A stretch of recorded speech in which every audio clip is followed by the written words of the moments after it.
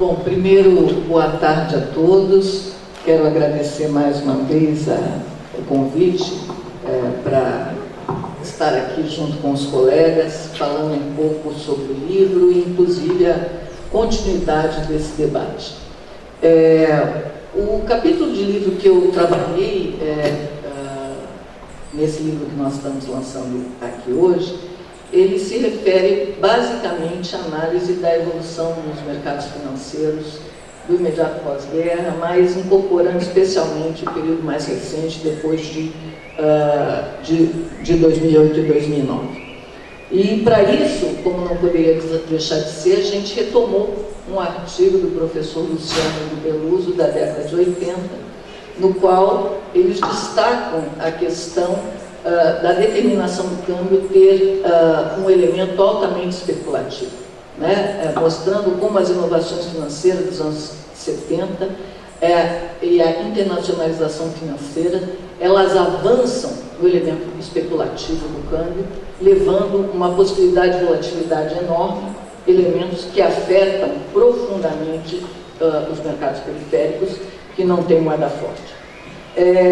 O artigo que a gente trabalhou, ele visa principalmente, a partir dessa questão, verificar a questão da dinâmica dos fluxos, especialmente depois de 2008. Tá?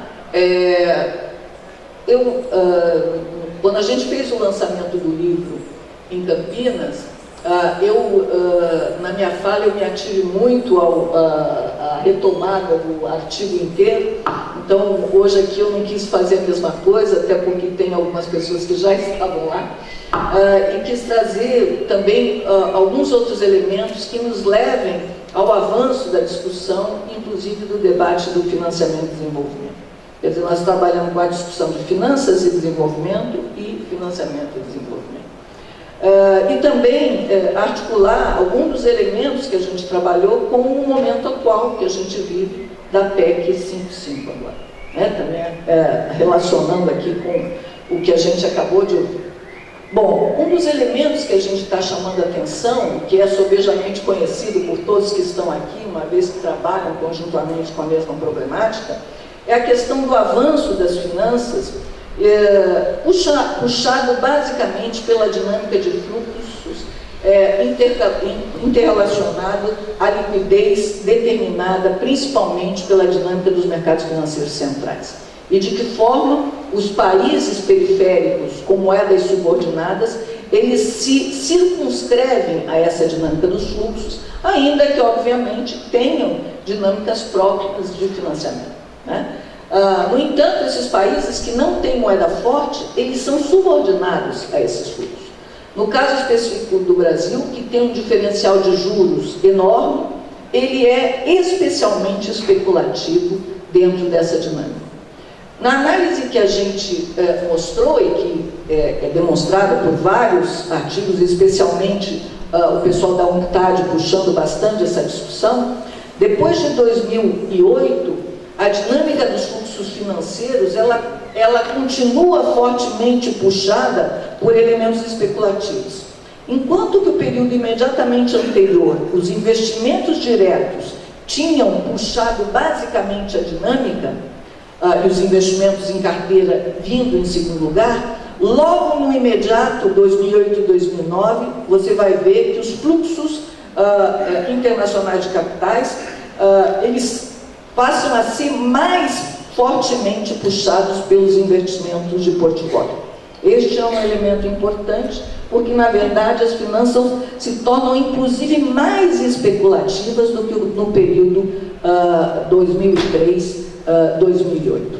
Especialmente para o caso do Brasil, isso é verdade, mas também é verdade que recebemos muito investimento direto. Dois elementos eu chamava atenção nessa discussão. Primeiro, o excessivo influxo de capitais nos momentos de liquidez favorável, que vão ter impactos profundos sobre a dívida pública. E segundo, o elemento vinculado ao fato de que precisamos analisar também o que são os nossos investimentos diretos. Na medida em que, em primeiro lugar, nós temos, nas palavras anteriores da ex-presidência Dilma, um tsunami monetário no imediato pós-2008, né? pós-2009 especialmente, e entrada conjunta fortemente alta de investimento direto. Os próprios investimentos diretos vão ter um boom maior do que no período anterior. Então, é interessante a gente observar que no período anterior, se a gente verifica formação bruta a dinâmica de crescimento da formação bruta de capital fixo e a dinâmica de crescimento dos investimentos diretos, a gente vai ver uma certa relação entre eles. No entanto, depois de 2009, há uma discrepância. Os investimentos diretos crescem muito mais rapidamente do que a formação bruta de capital fixo. Obviamente, a gente sabe que o que é contabilizado como investimento direto, nas contas do balanço de pagamentos, são compras de ações ordinárias com direito a voto, que em conjunto somem mais de 10% do capital da empresa. Portanto, se você compra 11% das ações ordinárias com direito a voto, isso é considerado investimento direto. Se você compra 9%, isso é considerado investimento em carteira. Então, um dos elementos importantes da gente entender é que parte desses investimentos diretos pode estar ingressando para a compra de ações também como um elemento especulativo. Não estou dizendo, obviamente, que parte importante não seja investimento direto que está entrando de forma mais estável. No entanto, a partir de 2009, essa diferença importante até 2013, basicamente, ela gerou um ingresso excessivo de capitais, tanto na conta de investimento em carteira, quanto de investimento direto. Interessante observar que quando o Brasil faz o controle de capitais, colocando o IOF sobre os investimentos em carteira, a gente vê uma queda rápida do investimento em carteira e uma retomada rápida, um crescimento mais rápido do investimento direto, indicando que provavelmente pode ter havido alguma mudança aí de lógica de aplicação, aumentando a entrada de compra de ações para que elas fossem mais de 10% e nesse sentido não pagassem IOF e passam a ser contabilizadas como investimento direto. Então, inclusive parte desse capital que a gente vê como mais estável, provavelmente parte dele também possa ter um viés especulativo. E por que isso é importante? Por um lado, se a gente vai analisar a relação entre os fluxos de capitais mais voláteis, que são investimento em carteira, moeda e depósitos e derivativos, ainda que derivativo seja muito pequeno, se a gente pega isso sobre reservas, que seria um indicador de vulnerabilidade um pouco diferente, seria pegar os capitais com viés de curto prazo sobre o total de reservas. Se esses capitais com viés de curto prazo sobre reservas estiver crescendo muito em relação às reservas, isso poderá ser um indicador de vulnerabilidade, dado a possibilidade que esses capitais têm de reverter muito rapidamente. Se a gente for fazer essa análise, nós vamos ver que de 2003 até recentemente, o indicador de vulnerabilidade caiu. Por quê? Ao mesmo tempo que entrou muito capital com viés de curto prazo, as reservas também cresceram bastante. Então, sob esse ponto de vista, o país estaria menos vulnerável.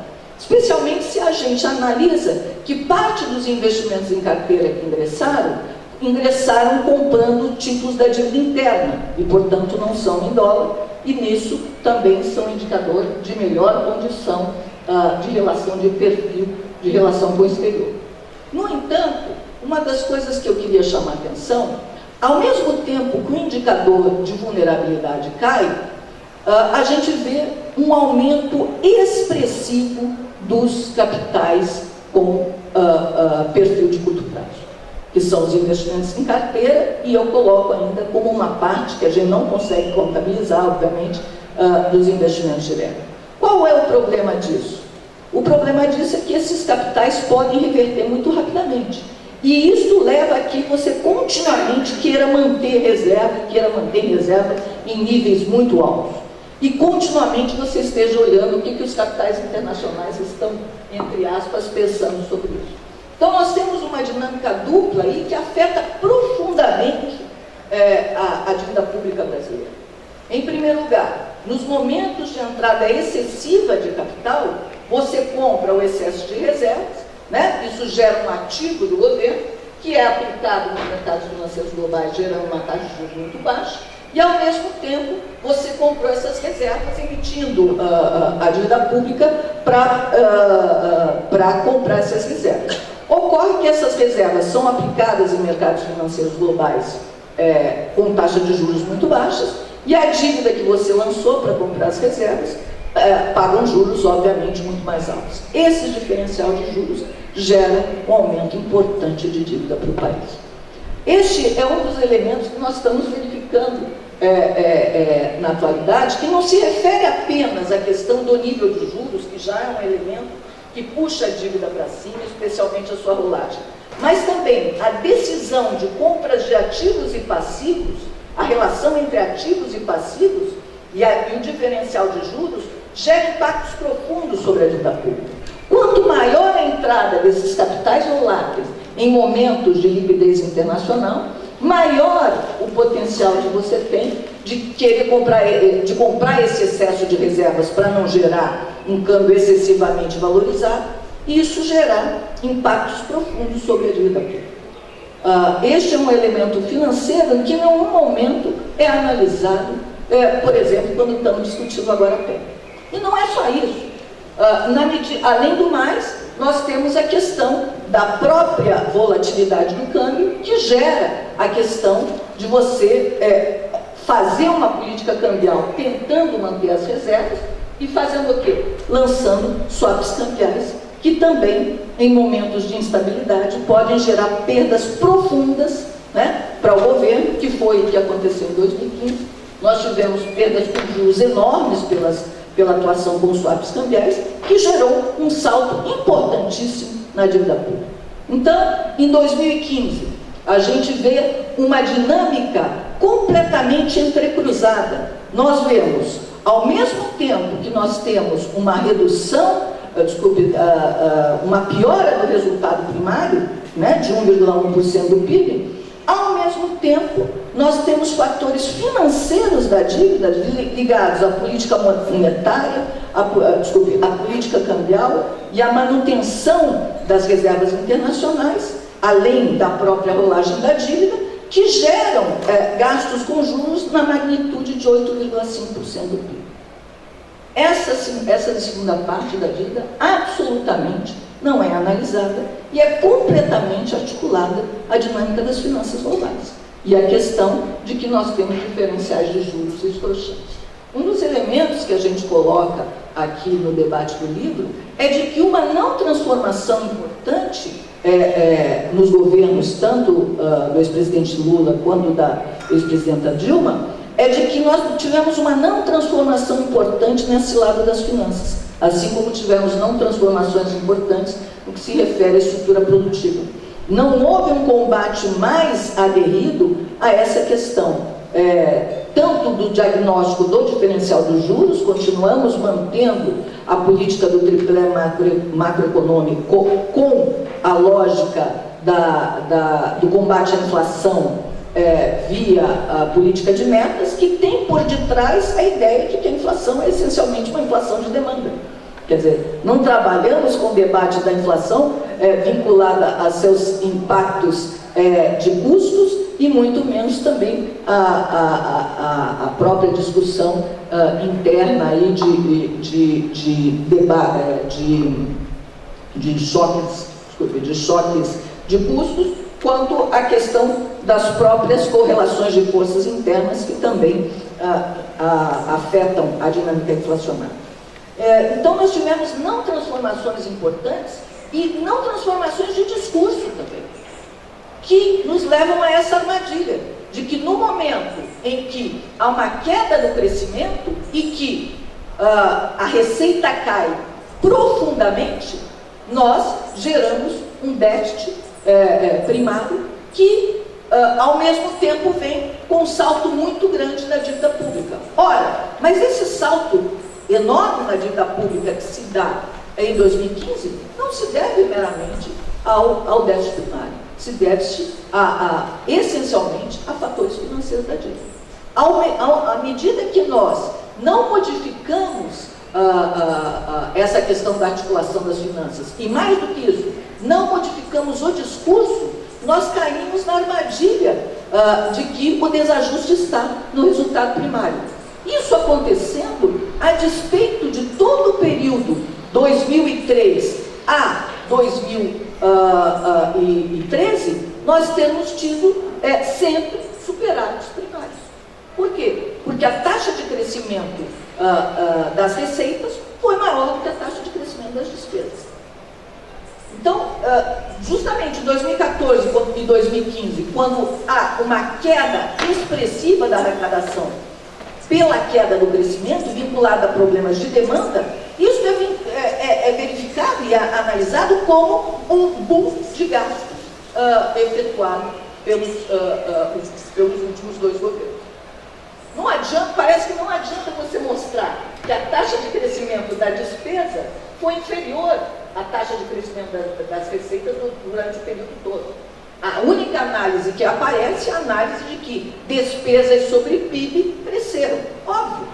Né? Nós temos uma pressão importante das políticas de transferência de assistência e previdência. Nós fizemos aumentos reais do salário mínimo. Né? Nós temos a população crescendo e a previdência crescendo. Né? Então, no período que o país estava crescendo, nós aproveitamos efetivamente para crescer mais que o PIB e fazer mais política distributiva. No entanto, isso não gerou déficit primário. Mas, ao mesmo tempo que fizemos isso, nós deixamos a parte financeira do déficit praticamente sem um debate mais contundente. E com isso, nos momentos que nós temos uma queda do crescimento mundial, um arrefecimento do comércio mundial e que a dinâmica de crescimento que a gente tinha puxado em parte pelas commodities internacionais e em grande parte pelo mercado interno, tenha problemas de continuidade. Né? Quer dizer, qual é, então, a retomada de crescimento que iríamos dar? Então, aqui é um debate importante que vocês aqui da UFRJ fazem sempre, a questão da importância da demanda, o papel da importância do investimento em infraestrutura, o papel da importância do investimento do Estado. Especialmente depois de 2006, destaque-se que o crescimento da economia brasileira não se deu meramente puxado pelo consumo. Também houve um crescimento expressivo do investimento. A taxa de crescimento do investimento foi maior que a taxa de crescimento do consumo. Puxado por investimentos estatais, puxado por investimentos investimentos públicos das empresas estatais e por financiamentos do BNDES, que, no entanto, em 2010 crescem menos e justamente no momento em que o país já estava apresentando problemas de investimento. Então, em 2010, quando a gente vê esse decrescimento dos gastos públicos com investimento, veja bem, não é só investimento público, é também investimento de empresas públicas que cai nesse período. Certo? Então, são dois elementos importantes que desaceleram justamente quando a economia brasileira já estava vinculada a problemas de demanda ligado ao setor externo. Então, o que eu estou querendo dizer é que essa questão da retomada passar essencialmente pelo papel indutor do Estado, parece que é um debate completamente agora impossível de ser feito. Não existe espaço para essa discussão. Então, necessariamente, nós temos que cavar espaço para essa discussão. Porque a política de desaceleração, ela vai levar a uma desaceleração mais profunda, com uma questão gravíssima, que é a PEC, que não é meramente uma política de ajuste fiscal, é uma política de reforma constitucional e de redução do tamanho do Estado na economia brasileira. Uma dos cálculos que se faz agora é que hoje os gastos primários correspondem a 20% do PIB. A ideia, fazendo uma taxa de crescimento mais ou menos 2% ao ano e mantendo o crescimento do gasto primário vinculado à inflação, em 20 anos esse gasto vai cair para 12%. Quer dizer, é uma reforma do Estado, como se não houvesse proposta alternativa de crescimento que não fosse meramente o ajuste fiscal, que está justificando uma mudança de Estado na economia brasileira. E para encerrar, eu só quero dizer, eu acho que a questão das finanças está no cerne desse debate e precisa ser avançado de uma forma mais crítica do que foi feito nos últimos anos. Obrigada.